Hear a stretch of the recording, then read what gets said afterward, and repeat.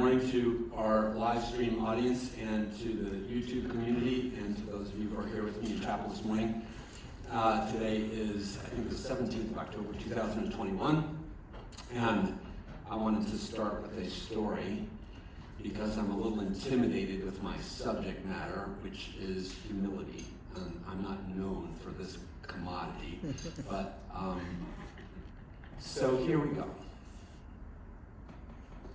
I'm trying to think of when this would have been. It must have been in the 1992-ish period. It's a long time ago. I was developing in my addiction recovery, and I had benefited from some mental health care, and it had helped me a lot. I was also an avid 12-step participant, which was helping me immensely. I had a sponsor. I worked through the steps. I was in a marriage which ended many years after this time, but which was already having trouble. And I don't know exactly what made me change therapists, but I did. I changed therapists in that period of time from somebody who had helped me a lot cerebrally to this woman who I had met in the rooms of the recovery movement and who scared and impressed me at the same time. And I heard people talk about her working with them in therapy, and they'd had these profound experiences. And I had this feeling that I wanted what today we call a breakthrough, which is kind of funny because ultimately this woman, her first name was Barbara, came to work at Breakthrough. So, and she was part of what got me recruited here. So she worked at Caron's Breakthrough program, and she called me many years later and asked me if I might be interested in coming on staff here because Father Bill was looking for somebody to recruit. Anyway, getting off the story. So I switched from Ted to Barbara because I could tell, even from what I'd heard about them, that they've used very, very different approaches to how to help people who were struggling. And I had this tension with Barbara in my work with her. I remember week after week, I would think, I don't know if I want to continue this. Like, this woman is pissing me off, and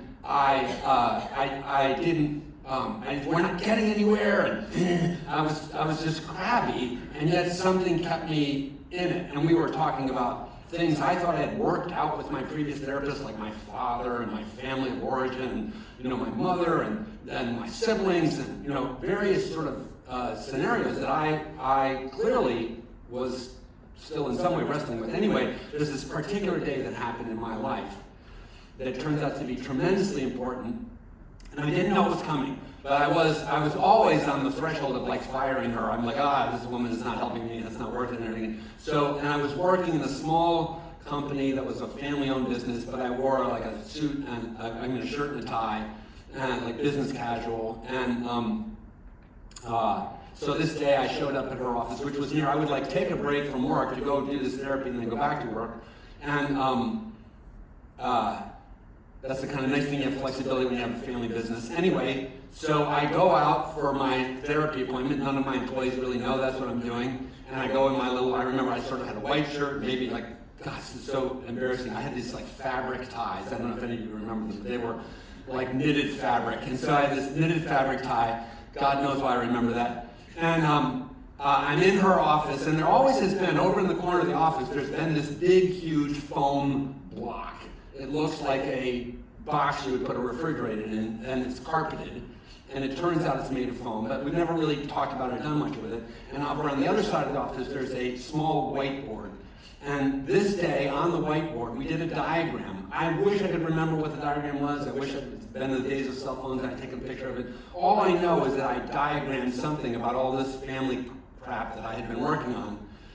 And we got to a point where there was an issue that was central for me in my relationship with my history. And it was a irritation point or a fundamental, like a deep resentment or a struggle that I had had. And she said, "Are you ready to kick this up a notch?" And I was like, I remember in my mind, I think, it's about time, right? And like, yeah, no, I'm ready to fire you unless you like help me somehow. And so she goes over, she gets this big, huge foam block, she puts it right in front of this whiteboard, so it's right underneath this little map that I've drawn in whiteboard marker on the wall. And she gives me a sentence to say. I have no idea what it was, but it was like, you know, my family didn't meet my needs in this way. And she brings out behind the block is a foam bat. It looks like a tennis racket, but it's actually a big paddle that is made with foam with a like structure in it and a handle. And she tells me what I'm supposed to do is I'm supposed to say this sentence. This model of therapy is no longer really endorsed, probably for good reasons, but it was a tremendously important element for me. And it's called Bataka work, or whatever, at least in her tradition. Anyway, so I'm supposed to say this thing, and I'm supposed to take this bat and whack the foam block. I am so not this guy. So I'm sure the first time I did it, I was like, my family caused me difficulty. She's like, yeah, do it again. My family caused me difficulty. You know, and then somewhere in the 34th or 56th time, suddenly I'm dripping with sweat, I'm crying, and I'm like whacking the daylights out of this thing. I had a breakthrough. I had a breakdown. I had a cathartic, unraveling, total, lose my cool, didn't want anybody to see this side of me. She had wormed her way into this package of dark, infected material in my soul that I was sure I was never going to uncork, and all of a sudden we had peeled it open, and me and this block were having it out. And I remember when it was finally like over, you know, like, I remember coming kind of back into my awareness and realizing I was drenched with sweat. My face had the dried salt lines of the tears that had come down. And I remember, I try not to cuss at chapel, but I remember, what in the world just happened? You can substitute the phrase, but well, I was a little bit bewildered because it came to me as somewhat of a surprise. So the only other thing I remember about that day is I left the office and I made another appointment. I'm like, okay, now we're getting somewhere. And I was like, I can't go back to work like this. So I remember going back to my home and changing my shirt and then trying to go back to work. But it was a very weird moment. What does that have to do with humility? Last week when I was speaking, I spoke about hope as something that exists on a continuum between this sort of ultimacy of hope and the opposite ultimacy of despair, meaninglessness, and chaos. And I think for me, humility is another one of these things that it can be helpful to understand in terms of its opposite. And especially helpful for me because I'm not particularly a humble dude. But I remember in my early college education, I learned about Greek tragedy and Greek literature. And one of these essential themes in this ancient form of literature was hubris. And you know the term. So hubris is this fundamental flaw of many of the characters in the epic stories and dramas of that period, and Shakespeare and today. And this Greek term refers, as I've been told, to pretentiousness and in fact, to thinking too much of ourselves and to even pretending to the gods, like to thinking that I am ultimately powerful. And so humility is not that. Humility and hubris are totally kind of opposite things, and that's helpful for me. So, and self-aggrandizement, and I am so wonderful. And then in Alcoholics Anonymous, I learned something that also would become very important as I went into mental health care, which is that a lot of people who feign arrogance and perfectionism have an underlying insecurity. Like, if you try to act super good, maybe you're covering up something. And so that has nothing to do with me. It has everything to do with me. It's a part of why much of this work has always been hard for me, is that as a product of my family system, I somehow was persuaded that I needed to present a polished and perfect exterior to get approval. And I could give you more stories from my childhood that would explain why. I have some insight into it. But anyway, I'm guessing that some of you have some of this too. Or there's a counterpart, which is this thing that I learned about in AA too, which is a false humility. People who are like, oh, I'm a worm and I'm awful, but it's a kind of way of drawing attention to themselves. So what I learned in AA was that the kind of humility that the recovery movement was calling me to achieve was a sort of a middle point of right-sizedness. I'm either not the most awful person in the room, nor do I need to be the person without a flaw. And as I learned about this, I remember I had people around me, and there are still people around us all the time who exhibit a certain trait, which is that they can't be wrong. And I find that a very unappealing characteristic. I think one of the reasons it bothers me is I probably exhibit that more than I like to think. And I've tried to overcome that. Anyway, let me stay on track and keep this ball rolling. I think that humility and this false arrogance that many people exhibit, which actually has an underlying insecurity, is a really important thing in recovery. I think it's really important for us generally. And I think that it's one of the ways in which recovery is countercultural to the present social moment. I was just driving in this morning. I have a long drive on Sunday mornings, and I was listening to a radio segment on a thing called the prosperity gospel. I don't know if any of you know what that is, but the prosperity gospel is a term for a social movement that develops its sort of peak is in the 20th century, especially in the 1920s is when it really gets rolling. There's eventually a guy named Norman Vincent Peale who was really important, and he wrote a book called The Power of Positive Thinking. It was very, very influential. And the idea of the prosperity gospel is sort of people who, and they can be accused of being like sort of snake oil merchants in the religious field of saying, if you pray hard enough, or you give enough money, or you do whatever, you'll be rewarded financially and materially. That holiness equates to financial and material success. And that's a dangerous message because it's hard to promise somebody. Like, I'd love to promise you that if you pray hard enough, you're going to make more money or whatever. I don't think I would love to promise that, but who wouldn't want to be able to have that formula actually work? AA is really sneaky about that. It has a thing called the promises, and it says, if you follow our path, fear of financial insecurity will leave us. I really think I heard that the first time I heard that. I heard financial insecurity will leave us. But it doesn't say that. It says fear of financial insecurity will leave us. So, and that's a promise I do think is a spiritual harvest that you can actually deliver on. Anyway, why all this does is fit together. Hang in here with me. So, the social environment says people who do good will get good. And that, I think, lures us into thinking we have to present ourselves as people who do good. We have to present ourselves as mistake-less people, as people who are doing all the right things, and if not, we're not going to get the goodies. And so there's this fear of consequences of not being rewarded if we allow ourselves to be seen as flawed or broken or imperfect.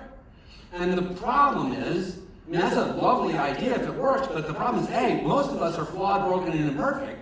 And secondly, I say this many times, I'm going to say it again today, if I present myself as a false, ideal, think of Facebook, right? If you think by looking at my Facebook postings that you know who I am, you would think I have, the perfect life. Because there's the gorgeous salad he made the other day, and there's this day of the sunshine, and there's him with the grandkids, and he must be just the happiest and most wonderful God. It's a lie. It's a fragment of the truth. There's a piece of the truth that's in there, but I don't tell the like, oh, I'm like incredibly insecure. And there are people who do the false humility thing on social media too. Like they're like all, like I need help and I'm not okay, which is fine. I'm not saying don't do it, but it's still not the whole story. Real intimacy is not the harvest of these fragmentary self-presentations. When I give you a piece of who I am, seeking your approval, because I want you to see, ooh, look at the fancy robe and the stole, and I'm a religious professional, and I don't cuss. Of course, many of you know that's a lie. If you say, oh, wow, you're so pious and you're so spiritual, I'm going to feel shame and loneliness.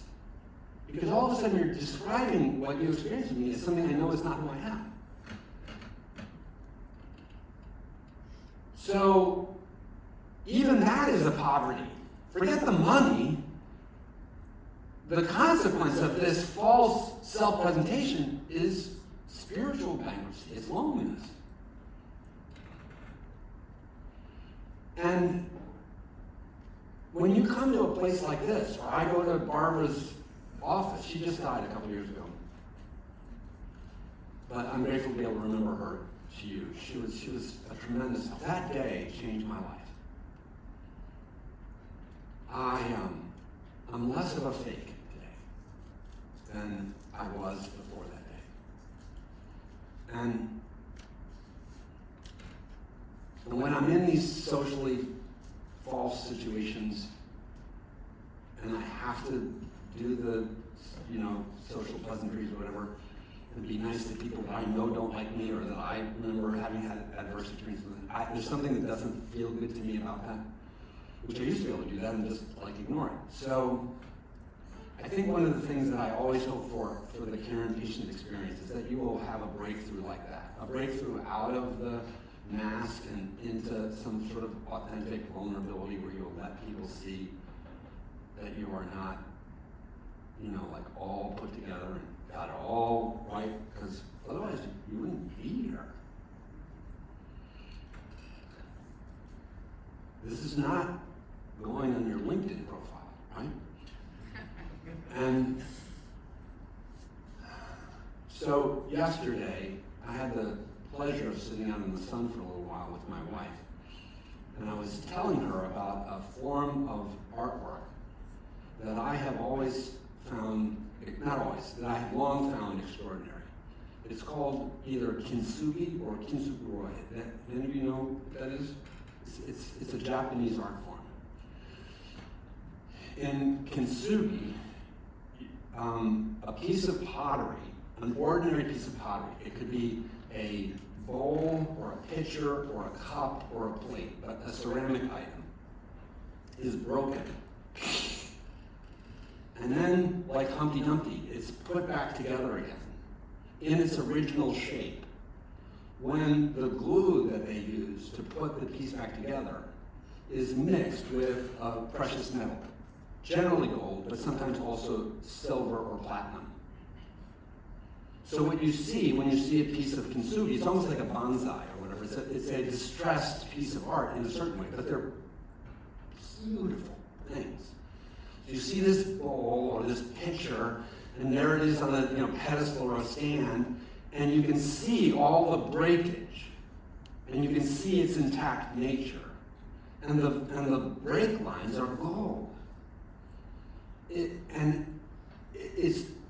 It's hard to not go, that there's a beauty to this form of art, if you get it, that is so profound to me, and it speaks a word about what I think it's the image that I wanted to bring today more than anything else, that speaks to me about what I think happens when this egg cracking thing happens. When we allow ourselves to be seen as weirdly still intact but broken vessels, then our true beauty is there to be seen. I frequently also speak about this transformation in my recovery, this I'm in my 4th decade of not drinking. I can't believe that's true. And I couldn't do 4 days, but what's happened in the last 15 years is this awakening to relationship and parenting of children and grandchildren. I suddenly am convinced I missed a huge part of that, being I heard this word last night, a careerist. I was a careerist. And I realized I had missed a piece of what it is to be human and not being focused on children. And this is another thing. So the kintsugi thing is also a mother who looks at a child. And the child may be differently abled, right? Or neuroatypical. Or, I hate that whole notion that there is a neurotypical, but there is. There's a standard. You do SATs or whatever, you're in the box. Oh, you have anxiety. Oh, you have depression. Oh, you have bipolar. Oh, you have blah, blah, blah. So then you're defective. No, you're not. 200 years ago, that was a precocious child, or an attention child, or whatever. We were just oh yeah, that's little Robert. He just is that way. And we loved one another in a different way. And I believe still today, most parents love their children in that way.